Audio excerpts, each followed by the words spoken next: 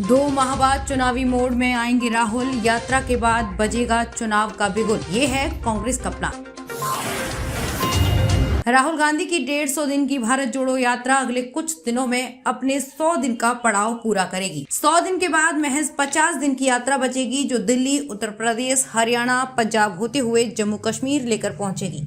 सियासी गलियारों में सबसे ज्यादा चर्चा इसी बात की हो रही है कि राहुल गांधी जब 2 महीने बाद अपनी भारत जोड़ो यात्रा समाप्त करेंगे तो उनकी सियासी भूमिका किस तरह की होने वाली है, क्योंकि राजनीतिक विश्लेषकों का कहना है कि राहुल गांधी की यात्रा के तुरंत बाद से ही देश के अलग अलग राज्यों में विधानसभा के चुनावी बिगुल बज जाएंगे। ऐसे में 3500 किलोमीटर से ज्यादा की भारत जोड़ो यात्रा के बाद कांग्रेस की सियासी परीक्षा तो इन चुनावों में मानी ही जा रही है और इस परीक्षा में राहुल गांधी की भूमिका सबसे अहम होने वाली है।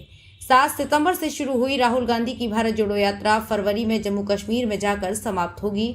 राजनीतिक विश्लेषक SN धर कहते हैं कि भारत जोड़ो यात्रा भले ही राजनीतिक न कही जा रही हो, लेकिन सियासी गलियारों में इसे पूरे तरीके से राजनीतिक यात्रा के तौर पर ही देखा जा रहा है।